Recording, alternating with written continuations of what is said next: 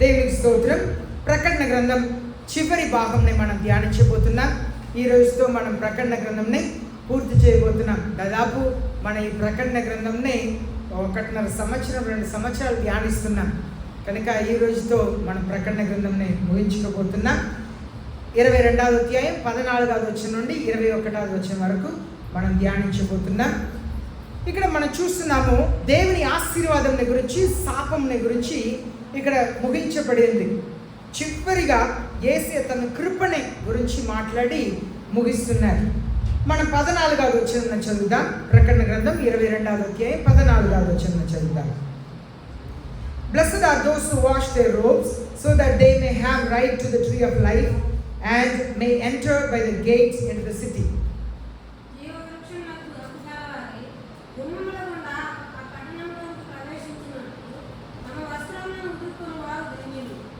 ఇక్కడ ద్వారము ద్వారా, గుమ్మము ద్వారా ప్రవేశించాలంట. యేసే చెప్పారు, I'm the way, truth and life, నేనే మార్గమును సత్యమును జీవమై ఉన్నా అన్నారు. పరలోక రాజ్యం మనం ప్రవేశించాలంటే యేసయ్య మాత్రమే మార్గం.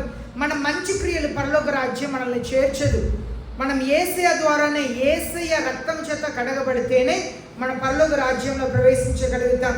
ఆ పరలోక పట్టణంలో మనం ప్రవేశించాలి, నిత్య జీవముని మనం అనుభవించాలంటే యేసయ్య ద్వారా మాత్రమే మనం వెళ్ళాలి.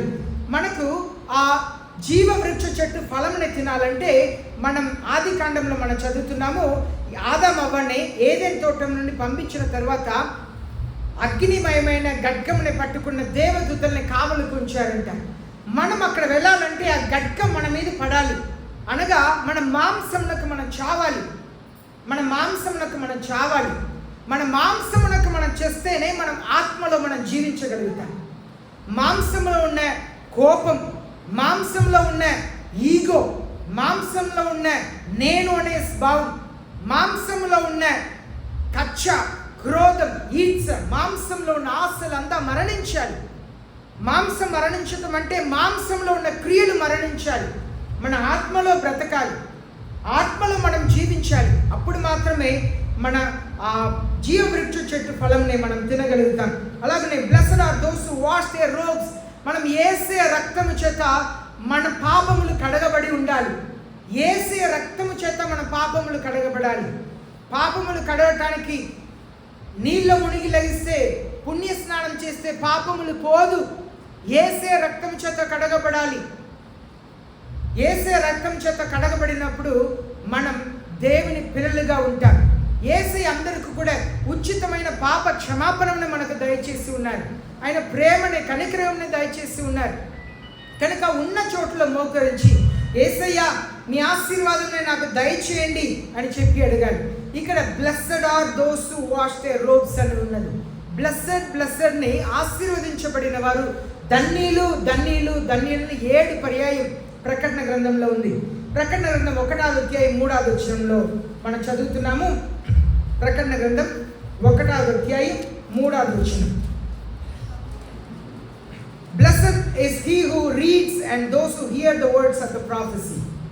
చదువుతాం.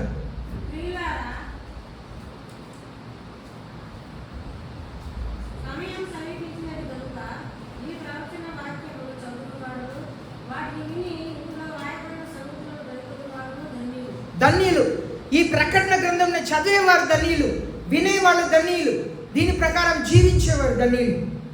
మనం దాదాపు 1.5 సంవత్సరాలుగా ఈ 2 సంవత్సరాలుగా ఈ ప్రకటన గ్రంథాన్ని ధ్యానిస్తున్నాం. దేవుని వాక్యం సెలవిస్తుంది, వినేవాళ్ళు ధన్యులు, చదివేవారు కూడా ధన్యులు. మనం చదివి చదివి ధ్యానిస్తూ వస్తున్నాం. దానికంటే దీని ప్రకారం జీవించేవారు కూడా ధన్యులు అంట. ఈ ప్రకటన గ్రంథం అంత విశేషమైన గ్రంథం. ఈ ప్రకటన గ్రంథం భవిష్యత్తుని గురించి తెలియపరుస్తుంది, మనం ఉన్న కాలంని గురించి తెలియపరుస్తుంది. అలాగనే 2వ ధన్యత 14వ అధ్యాయం 13వ వచనం చదువుదాం. 14వ అధ్యాయం 13వ వచనం చదువుదాం.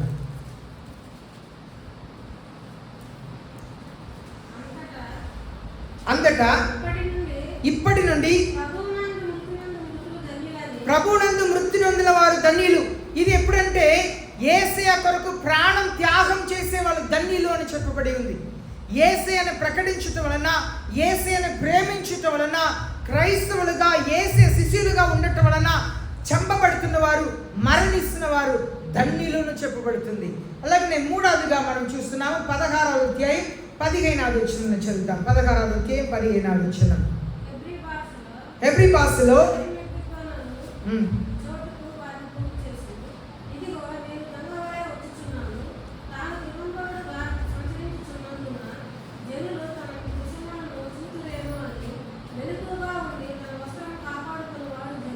తన వస్త్రమునే మెలుకుగా ఉండి కాపాడుకునేవారు ధన్యులు. మనం యేసయ్య రక్తము చేత మన వస్త్రమునే మనం ఉతుక స్నానం చేసుకున్నాం, అనగా యేసయ్య మన పాపములను క్షమించారు. ఇప్పుడు ఏదైనా ఒక మరక అంటుకుందని అనుకోండి, వెంటనే మనం ఏం చేయాలంటే యేసయ్య దగ్గర పాపమును ఒప్పుకొని క్షమాపణ అడగాలి. యేసయ్య మీ రక్తము చేత కడగండి. ఏ మరక కూడా ఉండకుండా అప్పటికప్పుడు మన వస్త్రముని శుభ్రం చేస్తూ ఉండాలి. మనం మన శరీరంని ఎలాగూ స్నానం చేసి శుభ్రం చేసుకుంటున్నామో, మన వస్త్రముని ఎలాగూ ఉతికి మనం శుభ్రం చేసుకున్నామో, మన హృదయంలో పాపం వస్తే వెంటనే యేసయ్య అనే పాప క్షమాపణ అడిగి వస్త్రముని శుభ్రం చేసుకోవాలంట. కారణం, యేసయ్య దొంగ వలె వస్తున్నాను అంటున్నారు. దొంగ అనగా దొంగ చెప్పిరారు కదా, చెప్పకుండా మనం ఊహించలేని సమయంలో దొంగ వస్తారు. అదే యేసయ్య చెప్తున్నారు, దొంగ వలె వస్తున్నానంటే నిన్ను ఎవరు ఊహించలేని సమయంలో రాబోతున్నాను, కనుక మీ వస్త్రంని కాపాడుకునేవారు ధన్యులు అని చెప్తున్నారు. అలాగే 19వ అధ్యాయం 9వ వచనం చదువుదాం. 19వ అధ్యాయం 9వ వచనం. మరియు అతడు నాతో ఇలాగ చెప్పెను, గొర్రె పిల్ల పెళ్లి విందుకు పిలువబడిన వారు ధన్యులు అనను. ఇక్కడ గొర్రె పిల్ల వివాహం అందుకు అనగా పరలోకంలో యేసయ్యతో పాటు మనం ఉండబోతున్నాం. ఇప్పుడు ఒక స్త్రీ పురుషులు ఉన్నారు. ఆ పురుషుడు ఒక ఇంట్లో ఎదిగి వస్తున్నారు, స్త్రీ ఒక ఇంట్లో ఎదిగి వస్తుంది. కానీ వాళ్ళిద్దరిని కూడా ఒకే గదిలో మనం అనుభవించము. ఎప్పుడు అందరూ కలిసి ఒకే గదిలో మనమే పంపిస్తామంటే వాళ్ళిద్దరు కూడా వివాహం చేసుకున్న తర్వాత మనం యేసయ్యతో పాటు నిరంతరంగా పరలోక రాజ్యంలో ఉండాలంటే ఆయనతో మనం వివాహం జరగాలి. అనగా ఆయన యేసయ్య వచ్చి నాతో నువ్వు ఎల్లప్పుడూ ఇప్పటి నుండి ఉండవచ్చు నువ్వు తీసుకురావడానికి వస్తున్నారు. కనుక మనం ఆ పెళ్లికి పిలువబడిన వాళ్ళు, సిద్ధపరచుకున్న వారు ధన్యులు అని చెప్పి దేవుని వాక్యం సెలవిస్తుంది. తర్వాత మనం చూస్తున్నాం 20వ అధ్యాయం 6వ వచనం చదువుదాం. 20వ అధ్యాయం 6వ వచనం. ఈ మొదటి పునరుత్థానంలోను పాల్గొనేవారు ధన్యులు. మొదటి పునరుత్థానంలో పాల్పొందేవారు ధన్యులు. యేసయ్య వచ్చినప్పుడు పరిశుద్ధులు అనగా నీతిమంతులు పునరుత్థానంలో పాలు పొందేవారు ధన్యులను దేవుని వాక్యం సెలవిస్తుంది. మనం నిజముగా ధన్యులమేనా ఆలోచన చేస్తాం. యేసయ్య నీతిమంతులు పునరుత్థానంలో మనం లెగుస్తామా? అలాంటి జీవితంలో జీవిస్తున్నామా? అలాగనే 22వ అధ్యాయం 7వ వచనం చదువుదాం. 22వ అధ్యాయం 7వ వచనం. ఇదిగో నేను త్వరగా వచ్చుచున్నాను, ఈ గ్రంథంలోని ప్రవచన వాక్యములను గైకొనువాడు ధన్యుడు. హల్లెలూయా. మొదటి అధ్యాయంలో మనం చదివాము, వినేవాళ్ళు చదివేవాళ్ళు ధన్యులు. చివరి అధ్యాయంలో చదువుతున్నాం, ఈ ప్రవచన వాక్య ప్రకారం జీవించేవారు ధన్యులు. చివరిగా 22వ అధ్యాయం 14వ వచనంలో చదువుతాం.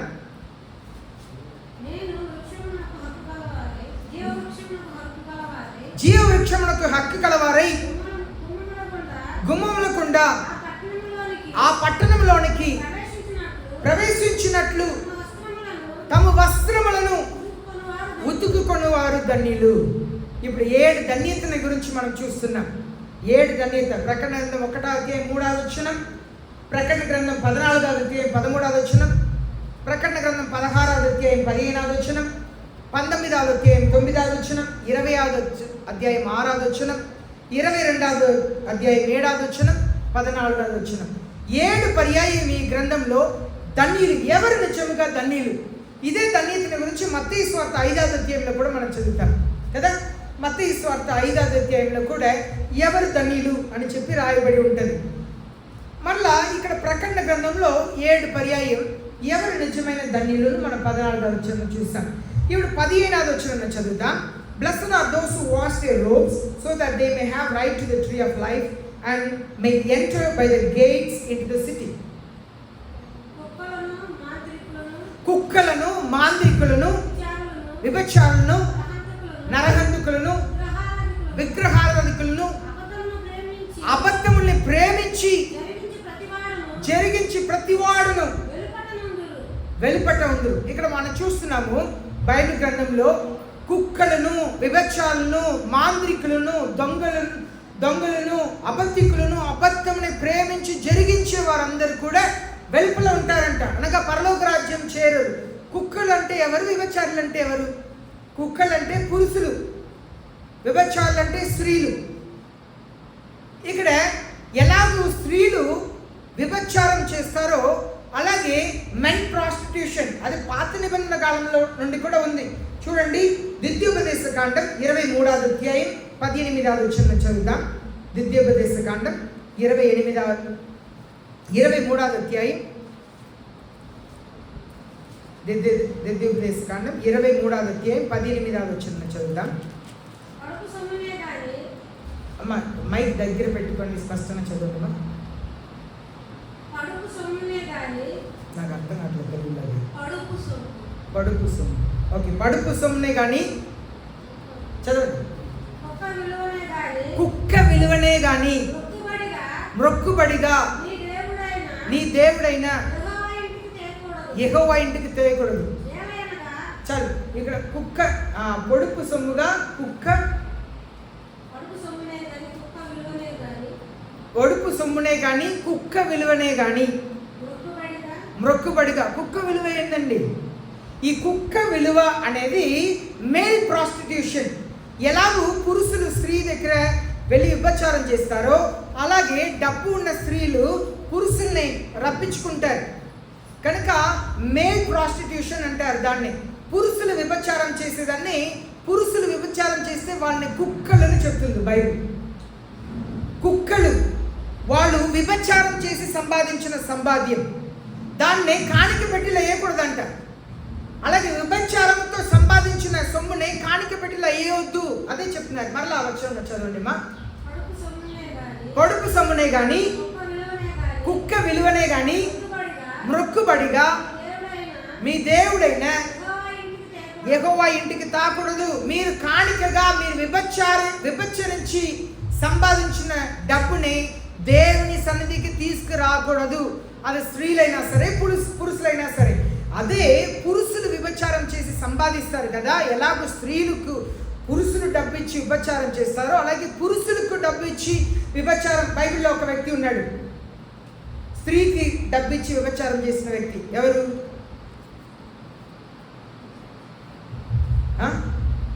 విభచారం చేయుటకు బయలుదేరాడు ఒక వ్యక్తి. ఆయన పేరేంటి? యూదా. విభచారం చేయుటకు వెళ్ళాడు.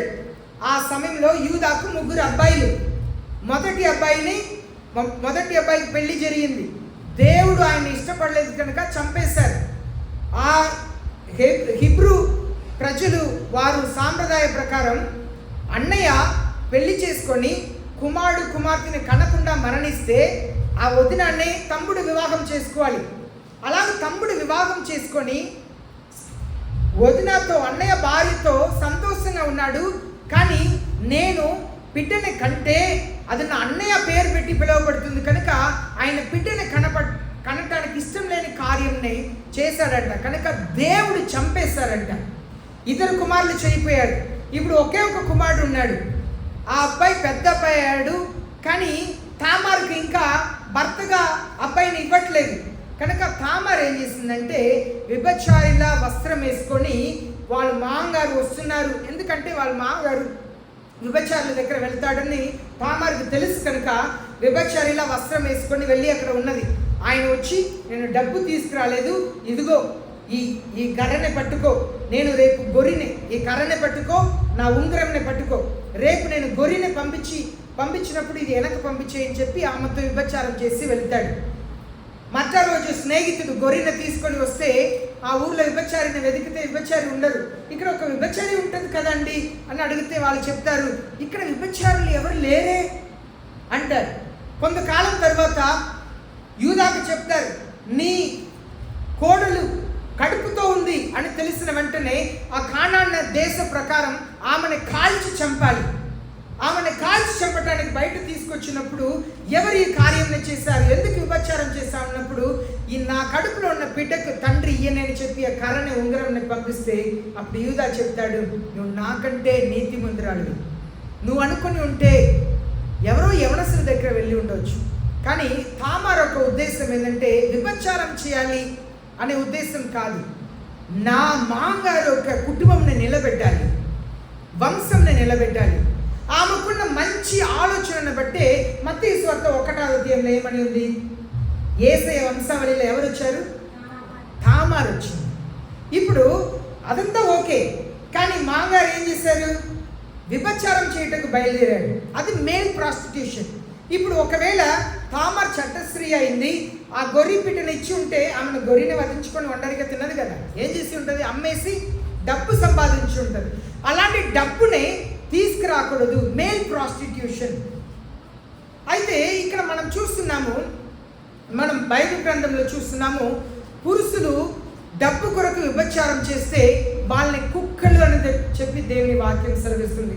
కానీ యేసయ్య దీన్ని మార్చారు. ఎందుకంటే మనం వాక్యంలో చదువుతున్నాము, లూకా రాసిన 7వ అధ్యాయం 37-38 వచనంలో చూస్తున్నాము. అక్కడ ఒక పాపిష్ట్రాలు రాయబడి ఉంది, ఇమ్మారల్ ఉమెన్ రాయబడి ఉంది. పాపిష్ట్రాలు అని తెలుగు బైబిల్లో ఉంటుంది. ఆమె వచ్చి యేసయ్య ఏం చేసిందంట? విలువైన అత్తరు తీసుకొచ్చి యేసయ్య పాదం మీద పోసి ఆమె తల వెంట్రికతో యేసయ్య కాలుని తుడిసింది. అర్థమైందా? ఇప్పుడు ఆమె సంపాదించిన సంపాద్యం ఎలాంటి సంపాద్యం? ఎలాంటి సంపాద్యం? విభచారంలో, పాపంలో సంపాదించిన సంపాద్యం. మనం ద్వితీయోపదేశకాండం 23:18లో ఏం చదివాము? పడుపు సొమ్ముని దేవుని సన్నిధికి తీసుకురాకూడదు, దేవునికి సమర్పించకూడదు. కానీ యేసయ్య ఈ కల్చర్ని మారుస్తున్నాడు. దానికే ఆమె యేసయ్య దగ్గర వచ్చింది. ఆమె పాపిష్ట్రాలంట. పాపం చేసి సంపాదించిన డబ్బుతో ఆమె అత్తర్ని తీసుకొచ్చి, ఈ డబ్బుని నేను కాணிక పెట్టెలో వేయకూడదు, కానీ నేను యేసయ్య కాలు మీద నేను పోస్తాను. ఆమె విలువైన అత్తర్ని తీసుకొచ్చిందంట. యేసయ్య కాలు మీద పోసి ఆమె తల వెంట్రికతో యేసయ్య కాలుని తుడిసిందంట. అయ్యా, నేను పాపిని. అక్కడ కూర్చున్న విందుకు పిలిచిన వ్యక్తి అనుకుంటున్నాడంట, ఈయన నిజమైన ప్రవక్త అయితే ఈమె ఎలాంటి స్త్రీని ఈయనకు తెలిసి ఉండాలి కదా, అయితే ఈయన నిజమైన ప్రవక్త కాదు అని అనుకుంటున్నాడంట. అప్పుడు యేసయ్య వెంటనే తిరిగి ఏమంటున్నారు? విందుకు పిలిచిన వాడి పేరు అక్కడ ఉంది. ఏమనింది? సీమోను, సీమోను, సీమోను, నీకొకటి నేను చెప్పాలి. నేను నీ ఇంటికి వచ్చాను, కాలు కడగటానికి నీళ్ళు ఇవ్వలేదు. నేను నీ ఇంటికి వచ్చాను, నాకు ముద్దు పెట్టలేదు, నీ ప్రేమ చూపించలేదు. ఇంటికి పిలిచావు, నన్ను కూర్చోబెట్టి అన్నం పెడుతున్నావు, కానీ నీ ప్రేమ చూపలేదు. కానీ ఈ స్త్రీ చూడు, నేను వచ్చినప్పటి నుండి అత్తరు పోసి నా కాలుకు పోసి తల వెంట్రుకలు తుడిసి కాలుకు ముద్దు పెడుతుంది. ఎక్కువగా ప్రేమించేవాడు, ఎక్కువ ఎవరు పాపం క్షమించబడిందో వాళ్ళు ఎక్కువ ప్రేమిస్తారు. ఎవరు పాపం తక్కువ క్షమించబడిందో వాళ్ళు తక్కువ ప్రేమిస్తున్నారు. ఆమె పాపం విస్తారమైనది, ఆమె పాపం విస్తారమైనది కనుక, ఆమె విస్తారమైన పాపం క్షమించబడింది కనుక ఆమె విస్తారముగా నన్ను ప్రేమిస్తుంది. కనుక యేసయ్య ఇక్కడ దేనికి ప్రాధాన్యత ఇచ్చారంటే ప్రేమకు ప్రాధాన్యత ఇస్తున్నారు, ప్రేమకు. కనుక ఇక్కడ దేవుని వాక్యం ఏమని మనకు సెలవిస్తుందంటే, మనం 2వ కొరింథీ పత్రిక 2వ పేతురు 2వ అధ్యాయం 22వ వచనంలో చూస్తున్నాము. బ్యాక్ స్లైడర్స్, పాపం చేసి మరలా వెనక వెళ్ళే వారిని కుక్కలకు సమానంగా పోలిస్తున్నారు. కుక్క ఏం చేస్తుందంట? కుక్క వెళ్ళి కక్కిన దాన్ని మరలా ఏం చేసింది? కుక్క కొంతసేపు తర్వాత కక్కిన వాటినే తింటుంది. అదే 2వ పేతురు 2వ అధ్యాయం 22వ వచనం మనం చూస్తున్నాం. అయితే పాపం చేసి వదిలిపెట్టి మరలా అదే పాపమునకు వెళ్ళే వారిని గురించి అక్కడ రాయబడి ఉన్నది. ఇక్కడ మనం చూస్తున్నాము. చివరిగా ఇక్కడ మనం చూస్తున్నాము అబద్ధికుల గురించి చూస్తున్నాం. మొదటిగా ఈ లోకంలో ఏదైనా ప్రారంభించిన పాపం ఏంటి? అబద్ధం. ఎలా అబద్ధం? సాతానుడు వచ్చి అవ్వని అడుగుతున్నాడు, ఈ ఫలము మీరు తినకూడదని చెప్పారా దేవుడు అంటే, ఆమె ఏం చెప్తుంది? అవును, తినకూడదు, ముట్టకూడదు యేసయ్య చెప్పారా? లేదు, అబద్ధం. మనం చెప్పే చిన్న అబద్ధం కూడా దేవుని దృష్టిలో అది అబద్ధమే. మనం ఎప్పుడు కూడా మన దాన్ని దాచిపెడతాం. ఎదుటి వ్యక్తి చేసింది మాత్రమే చెప్తుంటాం. ఆయన ఇలా చెప్పాడు, ఆమె ఇలా చెప్పింది, ఎదుటి వ్యక్తి పాపంని బయట చెప్తాం, కానీ నేను ఏం చేస్తాను మనం చెప్పం. నేను ఇలా మాట్లాడాను, నేను ఇలా చేశాను మనం ఒప్పుకోము. మనసులు ఎదుట మనం ఘనతను కోరుతాం. మనసులో నేను నిజం చెప్తే నన్ను తప్పుపడతారు కదా అని అనుకొని అబద్ధం చెప్తాం. మనం ఎదుట వ్యక్తి మీద నింద వేయటం అబద్ధం, సత్యం మాట్లాడలేదని దేవుని వాక్యం సెలవిస్తుంది. అబద్ధికులను, అబద్ధమనే జరిగించేవారును, ప్రేమించేవారును వెలుపట ఉంటారంట. దేవుని పిల్లలు అబద్ధమనే మానాలి. చివరిగా చెప్పబడిన పాపం బైబిల్ గ్రంథంలో అబద్ధం. చివరిగా బైబిల్ గ్రంథంలో చెప్పబడిన పాపం అబద్ధం. ఆదికాండం 3వ అధ్యాయం 4వ అధ్యాయంలో 4వ వచనంలో చూసింది అవ్వ సాతానుతో చెప్పిన అబద్ధం. ఆదికాండం 3వ అధ్యాయం 4వ వచనం. అపోస్తలుల గ్రంథం 5వ అధ్యాయం 3వ వచనం. బైబిల్లో ఏదెన్ తోటంలో ప్రారంభించిన పాపం అబద్ధం. నూతన నిబంధనలో, కొత్త నిబంధనలో ప్రారంభమైన పాపం అబద్ధం. అక్కడ మనం చూస్తున్నామా అపోస్తలుల గ్రంథం 5వ అధ్యాయం 3వ వచనం. అక్కడ అననీయ సఫీరా ఇద్దరు భార్య భర్తలు వచ్చారు. ఇద్దరు వచ్చారు. పేతురు అడుగుతున్నారు, ఇంతకైనా మీరు మీ పొలంని అమ్మారు? వాళ్ళు ఏం చెప్పారండి? అవును అన్నారు కదా. వెంటనే కింద పడి చనిపోయారు. అబద్ధం. లోక ప్రారంభంలో, ఆదికాండంలో లోక ప్రారంభంలో మొదటి పాపం అబద్ధం. నూతన నిబంధనలో సంఘంలో ప్రారంభించిన మొదటి పాపం అబద్ధం. అలాగనే సంఘంలో చివరి పాపం కూడా అబద్ధం. 14వ అధ్యాయం 5వ వచనం చదువుదాం. ప్రకటన గ్రంథం 14వ అధ్యాయం 5వ వచనం. ప్రకటన గ్రంథం 14వ అధ్యాయం 5వ వచనం చదువుదాం.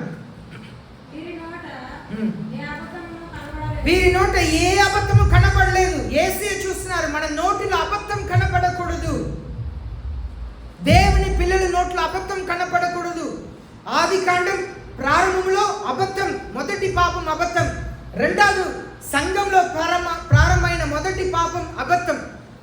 చివరిగా బైబిల్ గ్రంథం ముగింపులో కూడా చెప్పబడేది అబద్ధం. అబద్ధం చెప్పకూడదు. ఉన్నది ఉన్నట్లుగా చెప్పాలి. నువ్వు పాపం చేసినా, దేవునికి విరోధమైన కార్యం చేసినా దేవుని ఎదుట చెప్పాలి, నేను పాపిని ప్రభువా, నన్ను క్షమించండి, నేను పాపిని, నన్ను క్షమించండి. దేవుని ఎదుట పాపమును ఒప్పుకోవాలి. అబద్ధం చెప్పకూడదు. అయ్యా నేను ఇలాగే మాట్లాడాను, ఇలాగే చేస్తాను, ఉన్నది ఉన్నట్లుగా ఒప్పుకోవాలి, ఉన్నది ఉన్నట్లుగా మాట్లాడాలి. అదే దేవుని పిల్లలైన మన దగ్గర కోరుకుంటున్నారు. 16వ వచనం చదువుతాం. ప్రకటన గ్రంథం 22:16. I, Jesus, have sent my angel to testify to you these things for the churches. I am the root and the descendants of David, the bright morning star.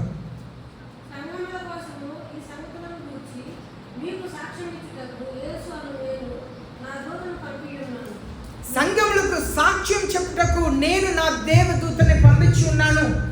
ఇక్కడ చూస్తున్నాము ద రూట్ అని చెప్పి చూస్తున్నాం. యేసయ్య సంఘములకు వేరుగా ఉన్నారు. యెషయా రాసిన 11వ అధ్యాయం 1వ వచనం చూసినప్పుడు, యెషయా గ్రంథం 11వ అధ్యాయం 1వ వచనంలో అక్కడ యేసయ్య జన్మమున గురించి రాయబడి ఉంటుంది. యెషయా ముద్దు నుండి చిగురు పుట్టును, దాని వేరు నుండి అంకురం ఎదుగును. యేసయ్య అనే గురించి అక్కడ రాయబడి ఉన్నది. నేనే వేరుగా ఉన్నాను. సంఘమునకు వేరు, సంఘమునకు పునాది యేసయ్య. మనం ఫలించాలంటే యేసయ్య. ఇప్పుడు ఒక చెట్లో మామిడి పండు ఉంది, అందరికి ఇష్టం. మామిడి పండు ఎవరికి ఇష్టం లేదని చెప్పారు కదా, చాలా ఇష్టం. మామిడి పండు తనకు తానుగా వచ్చిందా? ఎక్కడి నుండి వచ్చింది? శాప్ అంటే ఆ వేరు నుండి ఒకలాంటి రసం అది చెట్లో వస్తుంది, అది కొమ్మలకు వస్తుంది. అది అక్కడ ఒక ఫలంని, ఆ ఫలం అంత రుచిగా మారటానికి కారణం వేరు నుండి వస్తున్న శాప్ అంటారు ఇంగ్లీష్లో, ఆ రసం. మనం ఫలించాలంటే క్రైస్తవ జీవితంలో వేరు నుండి ఆత్మీయ జీవితం రావాలి.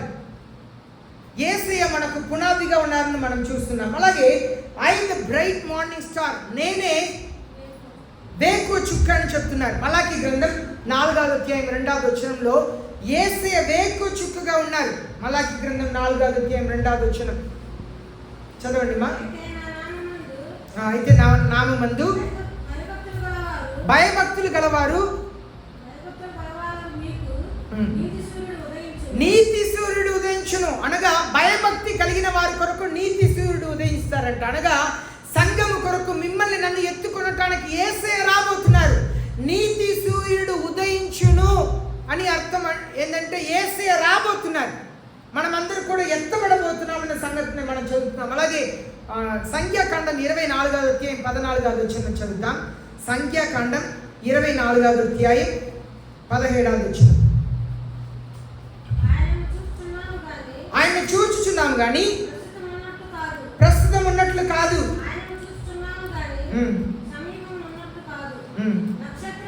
నక్షత్రము యాకోబులో ఉదయించును, రాజదండము ఇశ్రాయేలు నుండి లేచును. అది ఇదంతా ఇది యేసయ్య గురించి రాయబడి ఉంది. యేసయ్య మొదటిసారిగా మానవుడిగా జన్మించారు. మరలా యేసయ్య ఈ లోకంలోకి రాబోతున్నారు. యోహాను సువార్త 8వ అధ్యాయం 12వ వచనం చదువుతాం. యోహాను సువార్త 8వ అధ్యాయం 12వ వచనం. ఇక్కడ యేసయ్య చెప్తున్నారు, I am the light of the world. He who follows me will not walk in the darkness but will have light of life. యేసయ్య చెప్తున్నారు, నేను ఈ లోకమునకు వెలుగై ఉన్నాను, నన్ను వెంబడించే వారు వెలుగులో నడుస్తారు అని చెప్తున్నారు. యేసయ్య మనకు వేకువ చుక్కగా ఉండి మనల్ని వెలుగులో నడిపిస్తున్నారు. ఆయన రాజ్యంలో మనల్ని చేర్చుకున్నట్టుకు వస్తున్నారు. ఇప్పుడు 17వ వచనం, 22వ అధ్యాయం 17వ వచనం. The spirit and the bride says come, and let the one who hears say come. Let the one who is thirsty come. Let the one who wishes take the water of the life without cost. ఆత్మయు పెళ్లి కుమార్తెయు రమ్ము అని చెప్పుచున్నారు. అనువాడును వినువాడును రమ్ము అని చెప్పవలను. దప్పికొన్న వారిని రానిమ్ము, నిశ్చయించు వారిని జీవజలమును ఉచితముగా పుచ్చుకొనిమ్ము. దేవుడు ఉచితముగా మనకు జీవజలంని ఇస్తున్నారంట. అదే మనం ప్రకటన గ్రంథం 2వ అధ్యాయం 7వ వచనంలో ఒక ఇన్విటేషన్ చూస్తున్నాం. ప్రకటన గ్రంథం 2వ అధ్యాయం 7వ వచనంలో పరిశుద్ధ ఆత్మదేవుడు ఏమని చెప్తున్నారు? He who has an ears, let him hear what the Spirit says to the church. సంఘములకు చెప్పే మాటల్ని చెవి కలిగిన వాడు వినుగాక. మరలా 11వ వచనంలో మరలా he who hears, చెవి కలిగిన వాడు ఆత్మ సంఘములకు చెప్పేది వినుగాక. మరలా 17వ వచనంలో చూస్తున్నాం, చెవి కలిగిన వాడు ఆత్మ సంఘములకు చెప్పే మాటలు వినుగాక. మరలా 3వ అధ్యాయం 29వ వచనంలో కూడా చెవి కలిగిన వాడు ఆత్మకు సంఘం చెప్పే మాటల్ని వినుగాక. 3వ అధ్యాయంలో కూడా మరలా 6వ వచనం అదే మాట, 6వ వచనం 13వ వచనం 22వ వచనం. ఇక్కడ అంతా కూడా చెవి కలిగిన వాడు ఆత్మ సంఘమునకు చెప్పే మాటల్ని వినుగాక. యేసయ్య పిలుపుని ఇస్తా ఉన్నారు, రండి రండి వినండి వినండి, పిలుపుని ఇస్తానే ఉన్నారు. కానీ మనుషులు ఈనాడు దేవునికి విలువ ఇవ్వట్లేదు, దేవుని సన్నిధికి రావట్లేదు. యెషయా గ్రంథం 55వ అధ్యాయం 1వ వచనంలో మనం చదువుతున్నాము. యెషయా గ్రంథం 55వ అధ్యాయం 55:1. Everyone who is thirsty, come to the waters. You who have no money, come and buy and eat. Come, buy wine and milk without money, without cost. దప్పికొండు వారులారా, నీళ్ళ ఎద్దుకు రండి. రోకలు లేని వారులారా, మీరు వచ్చి కొని భోజనం చేయండి. రండి, రోకలు లేకపోయినను ఏది ఇవ్వకయే ద్రాక్షరసమును పాలను కొనుడి. ఏసే చెప్తారు, మీ దగ్గర రోకలు అంటే డబ్బు, రూకలు అంటే డబ్బు. డబ్బు లేకపోయినా పర్లేదు, రండి నేను ఉచితంగా ఇస్తాను. మీ దగ్గర ఏ మంచితనం ఉండాలని అవసరం లేదు, మీరు పాపిగా ఉంటే చాలు, రండి నేను మీకు ఉచితమైన పాప క్షమాపణను ఇస్తున్నాను. మనం కొన్నిసారి కొందరు చెప్తారు చర్చికి రమ్మంటే, కొన్ని వదలవలసింది ఉందండి, వదిలిపెట్టిన తర్వాత వస్తాను, ఇంకా సమయం ఉందండి, కొన్ని మారాలండి, నువ్వు ఎన్నడూ రాలేవు, నువ్వు మందు మానలేవు, నీ పాపముని వీడలేవు. ఉన్న పాటున ఏసే దగ్గర రావాలి, ఏసే దగ్గర వచ్చి చెప్పాలి, అయ్యా మీ సన్నిధికి వచ్చాను, నేనైతే మందు తాగలేకపోతున్నా, యేసయ్య నేను బూతులు మానలేకపోతున్నాను, నేను ఈ పాపంలో ఉన్నా, నాకు సహాయం చేయండి. ఉన్న పాటున యేసయ్య దగ్గర రావాలి. నేను మారిన తర్వాత రావాలంటే ఎన్నడూ మనం రాలేదు. యేసయ్య దగ్గర పాపిగానే రావాలి, ఉన్న పాటున రావాలి. యేసయ్య చెప్తున్నారు రూకులు అనగా డబ్బు. మీ దగ్గర ఏమి లేకపోయినా పర్లేదు, మీ దగ్గర ఏ మంచితనం లేకపోయినా పర్లేదు, మీరు నా దగ్గర వచ్చి పాలు కొనుక్కోండి. ఇంకా ఏం చెప్తున్నారు? ద్రాక్షరసం కొనుక్కోండి. ద్రాక్షరసం విలువైనదే, పాలు కూడా విలువైనదే కదా. ఉచితంగా కొనుక్కోండి, నా దగ్గర వచ్చి భోజనం చేయండి. యేసయ్య ప్రతి ఒక్కరిని పిలుస్తున్నారు. యేసయ్య సిలువ మీద నుండి కూడా ఏమని ప్రార్థన చేశారు? అయ్యా మీరు ఏం చేస్తున్నారో తెలియక చేస్తున్నారు, వీళ్ళని క్షమించండి. యేసయ్య మనల్ని పిలుస్తానే ఉన్నారు. రండి, దేవుని సన్నిధికి రండి. యేసయ్య ప్రతి ఒక్కరిని బ్రతిమలాడుతున్నారు. కానీ మానవులైన మనం దేవుని నమ్మట్లే. సాతానుడు ఏం చెప్తాడంటే, నువ్వా దేవుని సన్నిధికి వెళ్ళటానికి నీలో ఏం మంచితనం ఉంది? నువ్వు అదే పాపమునే మరలా చేశావు, నీలో ఏం మంచితనం ఉంది అంటాడు. కానీ యేసయ్య చెప్తున్నారు, ఉన్న పాటున రమ్మంటున్నారు. మనం ఎలాంటి వారైనా సరే, మీరు ప్రారంభంలో ఫస్ట్ కరెంట్ వచ్చిన తర్వాత ఒకరోజు ఇక్కడ వీధిలో మీటింగ్ పెడుతున్నాం. అప్పుడు కొందరు వచ్చి అక్కడ కూర్చున్నారు. అమ్మ వచ్చి కూర్చోండి అని చెప్తే, లేదండి ఇప్పుడే పని నుండి వచ్చాము అన్నారు. పని నుండి వచ్చారు, ఇక్కడ కూర్చున్నారు, అక్కడ వచ్చి కూర్చోండి అంటే, లేదు మేము స్నానం చేయలేదు అన్నారు. ఎందుకంటే స్నానం చేస్తేనే దేవుని మందిరానికి వెళ్ళాలి అని వాళ్ళు ఒక ఉద్దేశం. నువ్వు శరీరంని కడుక్కుని హృదయంలో పాపం ఉంటే, దేవుడు లోకంలో ఎలా ఉంటుందంటే, నువ్వు ఎంత దుష్టుడైనా ఉన్నా స్నానం చేసి నువ్వు గుడికి వెళ్ళాలి, స్నానం చేయకుండా వెళ్ళకూడదు. స్త్రీలు ఒకవేళ మెన్సెస్లో ఉంటే, పీరియడ్లో ఉంటే గుడికి వెళ్ళకూడదు. నువ్వు అపవిత్రం, ఆ దేవుని గుడి పాడైపోయింది అన్నట్లుగా మాట్లాడతారు. నువ్వు స్నానం చేయకుండా వెళ్తే ఆ గుడిని అపవిత్రం చేసినట్లుగా అన్నారు. కానీ యేసయ్య అలా కాదు. యేసయ్య మన హృదయంని బాగు చేసే దేవుడు. నువ్వు స్నానం చేసే దేవుని దగ్గర రావాలి లేదు, నువ్వు ఉన్న పాటున యేసయ్య దగ్గర రావాలి. యేసయ్య దగ్గర వచ్చిన కుష్ఠరోగుల్ని కౌగిలించుకొని బాగు చేసిన దేవుడు. విభచారంలో caught in the act of adultery అని చెప్పి రాయబడి ఉంది. అనగా విభచారం చేస్తున్నప్పుడు పట్టుకొని వచ్చారంట ఆమె. ఆ పురుషుల్ని పంపించేశాడు. అందరూ ఆ స్త్రీని పట్టుకొని, caught in the act of adultery, విభచారం చేస్తున్నప్పుడు పట్టుకొని వచ్చారంట. ఆమెను కూడా యేసయ్య ముట్టుకొని, అమ్మ నీ పాపం క్షమించబడింది, ఇంకా పాపం చేయవద్దని పంపించారు. మనం బయట శుభ్రత కాదండి, నేను చర్చికి స్నానం చేయలేదండి, దానికే చర్చికి రాలేదండి అంటారు. స్నానం చేసి చర్చిలో కూర్చుంటాం, వచ్చి పాస్టర్ గారి మీద కోపం, దేవుని సేవకుల మీద కోపం, వాక్యం చెప్తే నన్నే చెప్పారు, నేను ఇంకా చర్చికి రాను అంటారు. అలాగే ఉన్నారు, నేను ఇంకా చర్చికి వెళ్ళను, నేను రాను. స్నానం చేసి వచ్చారు, అర్థమైందా నేను చెప్పేది? స్నానం చేసి వచ్చారు, బయట శుభ్రం చేసి, హృదయం బాగుందా? లేదు.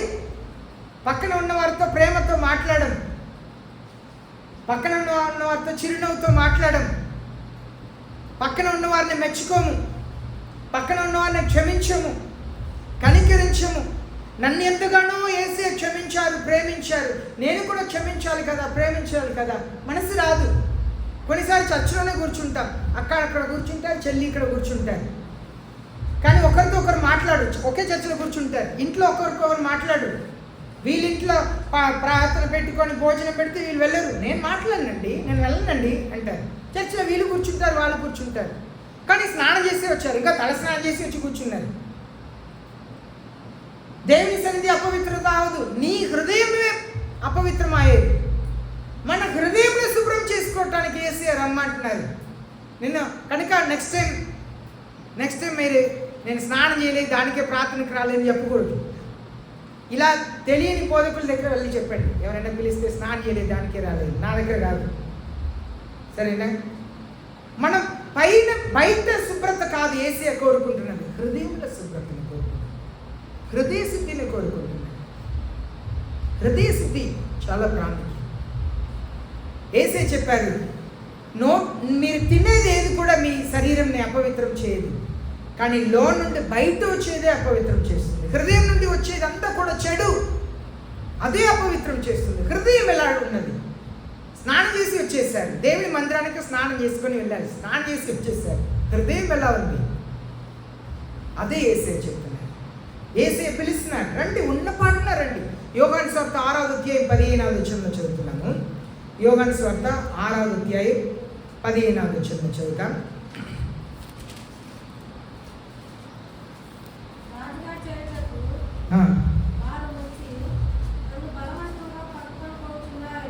సరే, 35వ అధ్యాయం 6వ అధ్యాయం 35వ వచనం. I am the bread of life. He who comes to me will not hunger. He who believes in me will never thirst. యేసే చెప్తున్నారు, నేనే ఆహారమై ఉన్నాను. నా యొద్దకు వచ్చేవారు ఆకలి కలిగి ఉండరు, తప్పి కలిగి ఉండరు. యేసే దగ్గర వచ్చి కూడా ఇంకా అల్లికి రకరకాల చేత ఇళ్లలో ఉంటున్న వారు ఉన్నారు. అనగా యేసే దగ్గర వచ్చి నేను ఇంకా ఆకలితో ఉన్నా, యేసే నా పాపములను క్షమించలేదు, నా పాపములు క్షమించబడింది నిశ్చయిత లేదు. ఇదంతా దుష్టాత్మలు పనిచేస్తుంటాయి. క్షమించే మనసు ఉండదు, దేవుని సన్నిధికి తగ్గించుకొని వచ్చే మనసు ఉండదు, ఇళ్ళల్లో ఉంటున్నారు. కానీ యేసు ఏం చెప్తున్నారు? నా దగ్గర రండి, నా దగ్గర రండి, పాలు తీసుకోండి, ద్రాక్ష రసం తీసుకోండి, నా దగ్గర వచ్చి భోజనం చేయండి, నేనే ఆహారమై ఉన్నానని యేసే చెబితే ఇంకా దేవుని సన్నిధికి వచ్చి కూడా తృప్తి లేక ఉన్న క్రైస్తవులు చాలామంది ఉన్నారు. ఈ పాస్టర్ గారు చెప్పే వాక్యం నాకు నచ్చట్లా, నేను వేరే చర్చికి వెళ్తాను.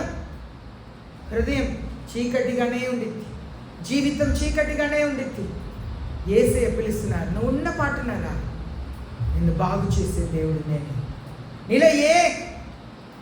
నీ దగ్గర రోకలు లేకపోయినా పర్లేదు అని చెప్పడానికి కాదు, నీ దగ్గర ఏ మంచితనం లేకపోయినా పర్లేదు, నీ దగ్గర ఏ మంచితనం లేకపోయినా పర్లేదు, నా దగ్గర నీ అవసరతలు నేను తీరుస్తాను. ఇప్పుడు ప్రకటన గ్రంథం 22వ అధ్యాయం 18వ వచనం చదువుతాను. 18వ వచనం చదువు. సరే అమ్మ, మీరు మైక్లో చదివి వినిపిస్తే బాగుంటుంది, లేకపోతే వేరే మైక్ తీసుకోండి, వినపడేది ఎట్లా మాట్లాడండి. చదవండి మా, చదవండి.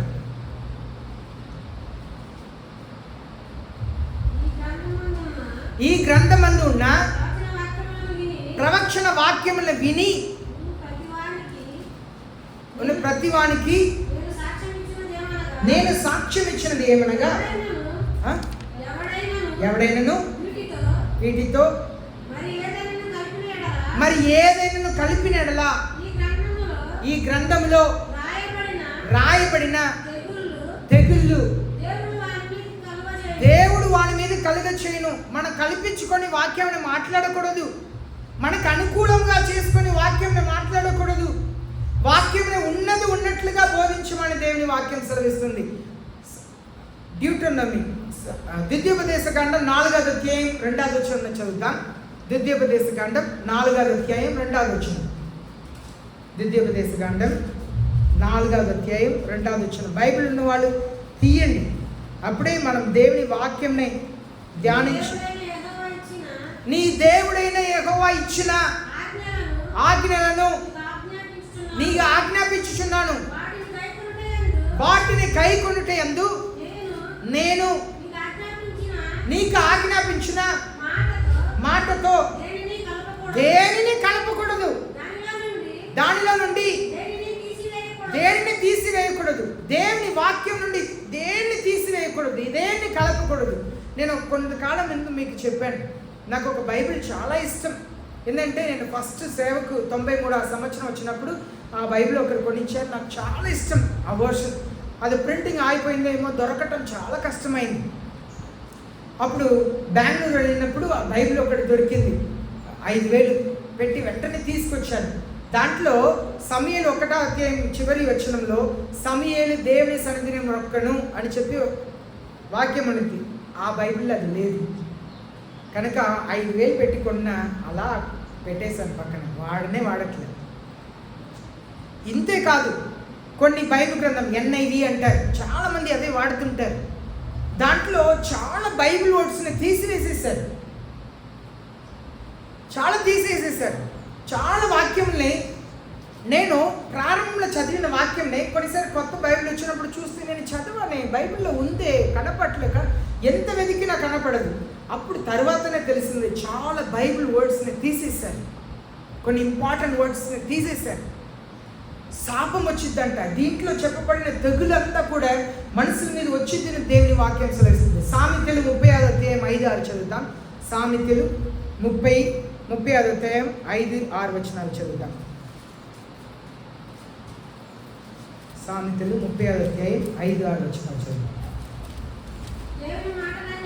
దేవుని మాటలన్నీ కొడము వేయబడినవే, ఆయన్ని ఆశ్రయించే వారికి ఆయన కేడేము, ఆయన మాటలతో ఏమీ చేర్చకము.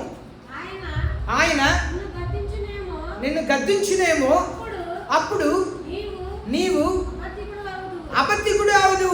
మనం ఏమి చేర్చకూడదండి. దేవుని వాక్యం ఉన్నది ఉన్నట్లుగా బోధించాలి, ఉన్నది ఉన్నట్లుగా ప్రజలకు ప్రసంగించాలి. అదే యేసయ్య చెప్పారు. ఒకవేళ వాక్యంని మన ఇష్టానుసారంగా మార్చుకుంటే దేవుని కోపం వచ్చిందని దేవుని వాక్యం సెలవిస్తుంది. గలాతీ పత్రిక 1వ అధ్యాయం 8-9 వచనం మనం చదువుతాం. గలాతీలకు రాసిన 1వ అధ్యాయం 8-9 వచనాలను చదువుతాం. మేము మీకు ప్రకటించిన సువార్త కాక మరి యొక్క సువార్తను మేమైనను పరలోకం నుండి వచ్చిన ఒక దూత అయినను మీకు ప్రకటించిన ఎడల అతడు శాపగ్రస్తుడవును. ఈనాడు ఒక చర్చ్లో ఒక వ్యక్తి, ఆయనకు 1,15,000 జీతం, సరేనా, 1,15,000 జీతం, 2 కోట్ల ఆస్తి ఉంది.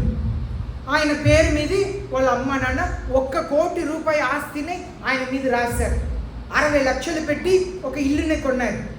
ఓకేనా, ఒక 3 లక్షలు ఎంతో పెట్టి ఒక కార్ని కొన్నారు. కారు ఉంది, సొంత ఇల్లు ఉంది, 1 కోటి రూపాయి ఆస్తి రాశారు, 1,15,000 జీతం.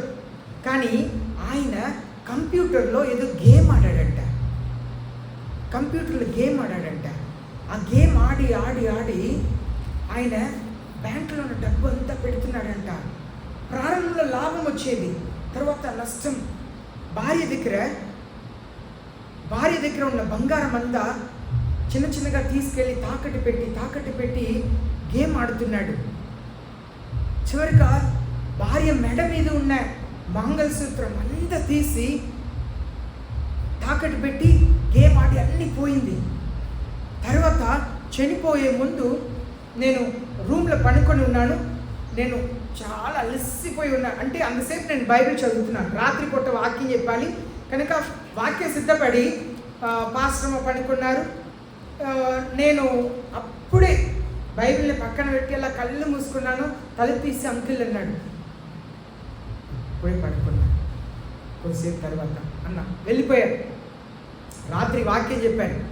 చర్చ అయిపోయిన తర్వాత అంకుల్ నుంచి ప్రార్థన చేయండి అంకుల్, ప్రార్థన చేశాం. అయిపోయింది, వచ్చేసాం. మరొక రోజు వార్త, అబ్బాయి కనపట్లే. తర్వాత చూస్తే నీళ్లు దూకి ఆత్మహత్య చేసి చనిపోయాడు. అన్నీ ఉన్నాయి. 1 కోటి రూపాయి ఆస్తి ఆయన పేరు మీద రాసేసారు. ఇంకా 1 కోటి రూపాయి 3 నెలల తర్వాత రాస్తామని చెప్పారంట. అన్నీ ఉన్నాయి. ఒక చిన్న అబ్బాయి, ఒక అమ్మాయి, 2 పిల్లలు, అందమైన భార్య. ఆయన జాబ్ని భార్యకి ఇచ్చారు. ఇప్పుడు భార్య 70,000 సంపాదిస్తుంది. అన్ని సమకూడిన ఒక జీవితం బాగుంది. కానీ చేసిన పొరపాటు వలన ఆత్మహత్య చేసుకున్నాడు. అయితే ఒక సిస్టర్ గారు, చాలా ఆత్మీయమైన సిస్టర్ గారు, ఆమె చెప్తున్నారు, పాస్టర్ గారు ఆత్మహత్య చేస్తే నరకం వెళతారని మీరు గట్టిగా చెప్పాలి అన్నారు. వాక్యం చెప్పే టైం వచ్చింది. నాకు తప్ప అందరికీ వాక్యం చెప్పడానికి టైం ఇస్తున్నాడు. నిజం. ఎందుకంటే ఆడ కూర్చున్న ఒక వ్యక్తిలో ఆత్మహత్య చేస్తే నరకం వెళతారని చెప్పే ఒకే వ్యక్తి నేనే. అక్కడ వచ్చి వాక్యం చెప్పేవాళ్ళు అందరూ కూడా ఇది దేవుని చిత్తం అంటున్నాడు ఒక సేవకుడు. నాకైతే అసలే నాకు కొంచెం చాలా బాధ. తర్వాత వచ్చిన వ్యక్తి చెప్తున్నాడు, మనం శరీరం మహిమ పొందిన శరీరముగా మారిపోయింది కనుక ఈ శరీరంతో విభచారం చేసిన పాపం లేదు, మందు తాగిన పాపం లేదు, ఈ శరీరముతో ఆత్మహత్య చేసుకున్నా కూడా పాపం లేదు అంటున్నాడు. మొన్న నేను హైదరాబాద్ నుండి ఆయన నన్ను వేరే చోటకు వదిలిపెట్టడానికి వస్తున్నారు. ఎందుకంటే అప్పుడప్పుడు నాకు చెప్పారు, మీ వాక్యం నేను కార్లో వెళుతున్నప్పుడు వింటాను, ఇది వింటే ఆయనకి అర్థమైపోయింది, ఆయన గురించి నేను చెప్తున్నాను. ఆయన ఆ రోజు కూడా చెప్తున్నారు, ఈ శరీరం మహిమపు శరీరం అయింది. నేను పోయిన వారం రాశా, ఆత్మహత్య చేస్తే నిజంగా పరలోకి వెళ్తామా అని రాస్తే ఆయన రాశారు, బ్రదర్ మీరు ఎలా చెయ్యరని నేను నమ్ముతున్నాను అని రాశారు. మహిమ పొందింది కదా, నేను చచ్చిపోతే నేను పరలోకి వెళ్తాను కదా, అదే కదా అన్ని చోట్ల ప్రకటిస్తున్నారు. అబద్ధ బోధ ఈనాడు, అబద్ధ బోధ చాలామంది బోధిస్తున్నారు. ఆయన నిజంగా ఎప్పుడైనా ఈ వాక్యం కార్లో పెట్టుకుంటే అర్థం చేసుకుంటారు, నా గురించి చర్చలు చెప్తున్నారు. అబద్ధ బోధ ఏమి చేర్చకూడదు, సత్యంగా ప్రకటించాలి. వచ్చిన వాళ్ళందరూ కూడా ఆత్మహత్య చేసినా ఏం కాదు అని చెప్తున్నారు. అక్కడే ఆత్మహత్య చేసిన వాళ్ళు నరకం వెళ్తారు, ఎవరు చెప్పబాక నేను చెప్పడానికి ఇక్కడ కూర్చున్న చివరి దాకా నాకు టైం ఇవ్వలేదండి, ప్రార్థన చేయడానికి టైం ఇచ్చారు. సాతానుడు అలా లోకమునే చెడ్డ రీతిలో, మోసమైన రీతిలో నడిపిస్తున్నాడు. నాడు చాలామంది ఉన్నారు. మొన్న హెయిర్ కటింగ్ పిల్లలు తీసుకొచ్చి వెళ్ళాను, అక్కడ పక్కన కూర్చొని బెట్టింగ్ అంటే ఏంటి అని ఒక వ్యక్తి అడుగుతున్నాడు. నీకు తెలీదా, నా దగ్గర ఒక యాప్ ఉంది చూపిస్తా అని చెప్పి ఓపెన్ చేసి ఆయన చూపిస్తున్నాడు, ఇది ఎలా చేయాలి అని చెప్పి ఆ క్రికెట్ గేమ్ని గురించి చెప్తున్నాడు. యవనస్తులు, మీ అమ్మ నాన్నకు తెలియకుండా ఎన్నడూ పొరపాటు చేయొద్దు. నష్టపోయిన వాళ్ళు చాలా ఎక్కువ, నష్టపోయిన వాళ్ళు చాలామంది. మొన్న ఒక జాయ్ లుకాస్ని షాప్ విన్నారా? ఎంతమంది విన్నారు? జాయ్ లుకాస్ విన్నారా? ఎంతమంది విన్నారా? లేదు, మనకు తెలియదు, మనం ఎప్పుడు బంగారం అంటారు. వీళ్ళందరూ బంగారం అండి, వాళ్ళు తెలుసు, మనం పేదవాళ్ళు. జాయ్ లుకాస్ ఓనర్ 15వ అంతస్తు నుండి దూకి మొన్న చనిపోయాడు. అవునా, చదివారా? ఒకరు ఉన్నారు, మాస్టర్ సత్యమే చెప్తున్నారు. 15వ అంతస్తు నుండి దూకి చనిపోయాడు. జాయ్ లుకాస్ ఓనర్ కోటీశ్వరుడు. ఏమని రాశారు తెలుసా న్యూస్ పేపర్లో? అయితే డబ్బు కంటే మనుషులకు అవసరమైనది ఒకటి ఉంది, అదే క్యాప్షన్. న్యూస్ పేపర్లో క్యాప్షన్, డబ్బు కంటే మనుషులకు అవసరమైనది ఒకటి ఉంది. అది ఏంటి? అదే చర్చ్లో సేవకులు బోధిస్తున్నాం. నీకు డబ్బు ఉంటే సరిపోదు, చదువు ఉంటే సరిపోదు. పోయిన వారం 15వ అంతస్తు నుండి దూకి చనిపోయాడు కోటీశ్వరుడు జాయ్ లుకాస్ ఓనర్. మన సంఘంలో బోధిస్తున్నది అదే, మనకి యేసయ్య కావాలి. ఈనాడు సత్యంని ప్రజలు ప్రకటించట్లేదండి. నేను ఆయనకి రాసా, ఆత్మహత్య చేస్తే పరలోకి వెళ్ళిపోతారు కదా బ్రదర్, మీరు అలా చెయ్యరు, నేను నమ్ముచున్నాను. ఎందుకు రాయొచ్చు కదా, శరీరం మహిమపరచబడింది బ్రదర్, మీరు ఆత్మహత్య చేసుకున్నా కూడా పరలోకి వెళ్ళిపోతారు చెప్పవచ్చు కదా. భార్య ఆత్మహత్య చేస్తే, కూతురు ఆత్మహత్య చేస్తే ధైర్యంగా చెప్తారా? శరీరం మహిమపరచబడింది కనుక ఆత్మహత్య చేసిన నా కూతురు పరలోకి చెప్తారా? చెప్పలేరండి, చెప్పరు. సమాజంలో ఒక బోధ, ఇంట్లో ఒక బోధ నమ్మొద్దు. అదే వాక్యం చెప్తుంది, ఏమి కలుపోద్దు, ఏమి తీయొద్దు. వాక్యంని ఉన్నది ఉన్నట్లుగా బోధించాలి. చివరిగా 19వ వచనం చదువుదాం. ప్రకటన గ్రంథం 22వ అధ్యాయం. ఎవడైనను, ఓకే అది మనం చదివాం కదా, ఓకే చదవండి.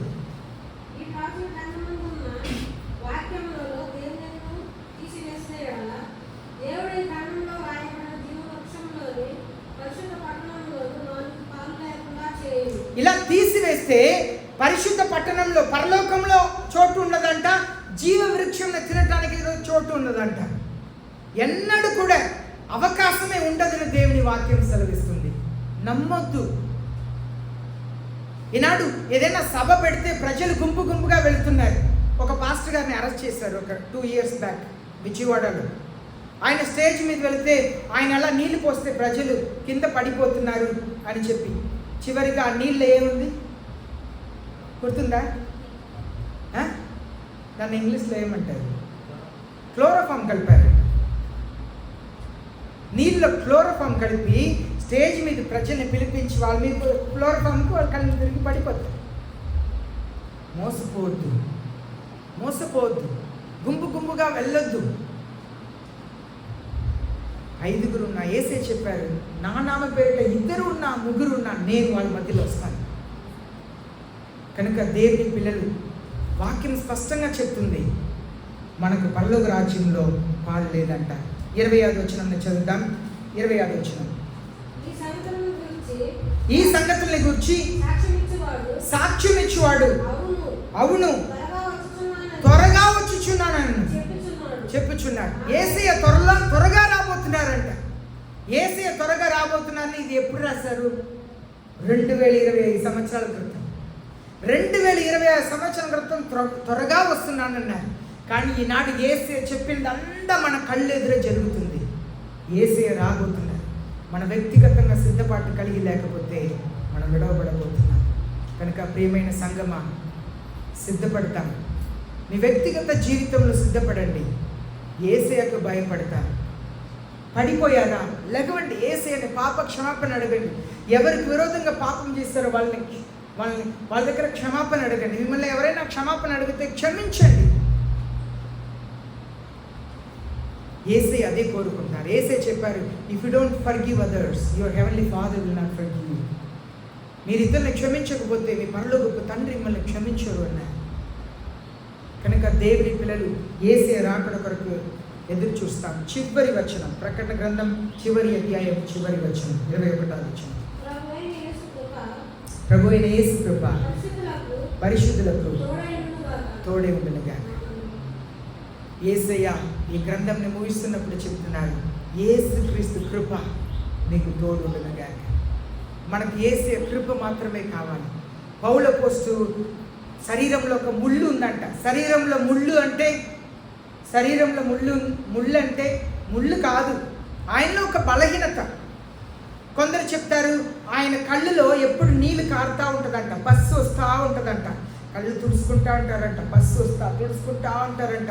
దానికి గలాతీ పత్రికలో ఆయన రాస్తున్నారు, అవసరమైతే అవకాశం ఉంటే మీ కళ్ళును తీసి నాకు ఇచ్చేవాళ్ళు. ఆ దినంలో ఒకవేళ 5 హాస్పిటల్ ఉంటే కళ్ళును తీసి ఇచ్చేవాళ్ళంట. గలాతీ సంఘంలో అంత ప్రేమ పౌలు పోస్తుంటే ఆయన కష్టంని వారు చూడలేకపోతున్నారు. అవసరమైతే మీ కళ్ళుని కూడా నాకు తీసి ఇచ్చి ఉంటారు. కనుక నేను నమ్మేది ఆయనకి ఏదో కళ్ళ సమస్య. యేసే దగ్గర 3 సార్లు అడుగుతున్నారు, ఈ ముళ్ళను తీసివేయండి. పౌలు పోస్ట్ ప్రార్థన చేస్తే చనిపోయిన వాడు లేచాడు, అద్భుతాలు జరిగింది. కానీ యేసే ఆయన స్వస్థపరచలే. తీమోతికి రాస్తున్నారు, తీమోతియు నీ చాలా కాలం కడుపు నొప్పితో నువ్వు బాధపడుతున్నావు కనుక కొంచెం మందు తీసుకో, నీ కడుపు నొప్పి కొరకు కొంచెం మందు తీసుకో అంటున్నారు. ఈనాడు మనకు ట్యాబ్లెట్స్ ఉందండి. అప్పుడంతా మెడిసిన్ అంటే మందే ఇచ్చేవాళ్ళు. ఇప్పుడు అనాల్జిన్, సిట్రజిన్, ఏదో జిన్ ఊహించేదంతా తీసుకోవద్దని చెప్పి గవర్నమెంట్ చెప్తున్నారు. ఎందుకు? దాంట్లో ఉన్నదంతా మందులో ఏం కలుపుతున్నారో అదే దాంట్లో కలిపి ఉన్నారు, అంతే. కనుక మనకు అక్కడ పౌలు పోస్టుకు దేవుడు ఏం చెప్పారంటే స్వస్థపరచలే, అడిగింది ఇవ్వలే. పౌలు పోస్టు చేతిలో ఉన్న హ్యాండ్ కర్చీఫ్ ప్రజల మీద తగిలినా కూడా స్వస్థత పొందుతారంట. అంత అద్భుతాలు జరిగింది. కానీ పౌలు పోస్టును స్వస్థపరచలే. తీమోతికి రాసిన నీ కడుపు నొప్పి బాగా అవట్లేదు కదా, ఇంత ప్రార్థన చేసినా కూడా స్వస్థత కలగలేదు కనుక కొంచెం మందు తీసుకుంటున్నారు. ఆవిడ పౌలు పోస్టుకి వేసే చెప్తున్నారు, నా కృప నీకు చాలు, నా కృప ఉంటే చాలు. ఈ కష్టముతోనే భారముతోనే నీ సిలువను ఎత్తుకొని నన్ను వెంబడించు. ఆయన ఎన్ని పత్రికలు రాశారు, కళ్ళలో మళ్ళా నీళ్లు కారుతున్నప్పుడు చాలా పత్రికలు వేరే వాళ్ళ చేత పక్కన నుండి చెప్పి రాస్తారు. ముగింపు మాత్రం నా చేతితోనే దీన్ని రాస్తున్నానని రాస్తారు. ఆయనకు అన్ని సమస్యలు, కానీ యేసయ్యని కష్టంతోనే వెంబడించారు. దేవుని పిల్లలు, మనకు కుటుంబాల్లో ఎన్నో సమస్యలు ఉంటాయి, పనిచేసే చోట్ల సమస్యలు ఉంటాయి. మీరు బాగా చేస్తుంటే మీ మీద కక్షతో మిమ్మల్ని డిగ్రేడ్ చేయడానికి కొంతమంది ప్రయత్నం చేస్తుంటారు. మీకు ప్రమోషన్ రాకుండా చేస్తుంటారు. మీరు బాగుండకూడదని ఆశపడతారు. ఒక మాట చెప్తారు, అందరు బాగుండాలని ఆశపడతారంటే వాళ్ళకంటే బాగుండాలంటే ఇష్టపడరంట. అందరు బాగుండాలంట కానీ వాళ్ళకంటే బాగుండకూడదంట, బాగుంటే ఇష్టపడరంట. లోకం అదే. మన దేవుని పిల్లలు, మన సిలువను ఎత్తుకొని యేసుని వెంబడించాలి. ఎన్ని కష్టమైనా, ఎన్ని బాధలైనా, ప్రజలు మనల్ని చెడు ప్రచారం చేయవచ్చు, మన పేరుని చెడగొట్టవచ్చు, మన మీద అన్ని నిందలు మోపవచ్చు, కానీ యేసుని వెంబడించడం మానకూడదు. మన సిలువను ఎత్తుకొని యేసుని ఓర్పుతో, సహనముతో వెంబడిస్తూ ఉండాలి. దేవుడు మనకిచ్చిన బాధ్యతని చక్కగా నెరవేరుస్తూ ఉండాలి. మీరు అనుకుంటారు కొన్నిసారి మీకు ఆత్మీయ సంరక్షకులని పరిశుద్ధ ఆత్మ దేవుడు మీకు ఇచ్చిన బాధ్యతను కూడా కొన్నిసారి మీరు లెక్క లేకుండా పక్కన పెట్టేస్తారు. ఏముందిలే కాదు, సంఘంలో ఇచ్చినది దేవుని సేవకులు ఇవ్వలేదు, పరిశుద్ధాత్మ దేవుడు మిమ్మల్ని నమ్మి మీకు అప్పగించి ఉన్నారు. కనుక అది ఏ పని అయినా సరే, మీ కుటుంబంలో అయినా దేవునికి నమ్మకంగా ఉండాలి, దేవునికి ఇష్టకరంగా ఉండాలి. అప్పుడే యేసయ్య వచ్చినప్పుడు మొదటి పునరుత్థానంలో ఎత్తబడతాను. యేసయ్య వచ్చిన వెంటనే ఆయనతో వెళ్తాను. నేను ఇష్టంతో వాక్యం వినే సేవకుడు, సాకుడన్ అనే సేవకుడు, ఆయన ఏమని చెప్తున్నారంటే, నాకు ఒక ఆశ, నేను బ్రతికితే 101 సంవత్సరాలు నేను బ్రతకాలి. ఆయనకి ఇప్పుడు 94 సంవత్సరాలు, కరెక్టా? నాకు ఐడియా రావట్లేదు. ఆయన 101 సంవత్సరాలు బ్రతకాలి, లేకపోతే యేసయ్య వచ్చినప్పుడు నేను ఎత్తబడాలి. యేసయ్య వచ్చినప్పుడు ఎత్తబడాలి, లేకపోతే 101 సంవత్సరం బ్రతకాలి. అది తానుకున్న వ్యక్తిగతమైన ఆశ, దాంట్లో ఏం తప్పులేదు. యేసయ్య వస్తున్నారు, మనం ఎత్తబడాలంటే ఆయనకి ఇష్టకరంగా మనం జీవించాలి. అందరూ మోకరిస్తాం, ప్రార్థన చేస్తాం.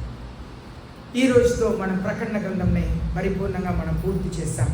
దేవుని చిత్తమైతే వచ్చే వారం నుండి హెబ్రీ పత్రికను మనం ధ్యానించబోతున్నాం. మనం దేవుని సన్నిధిలో మోకరించి ప్రార్థన చేస్తాం. అయ్యా, నాకు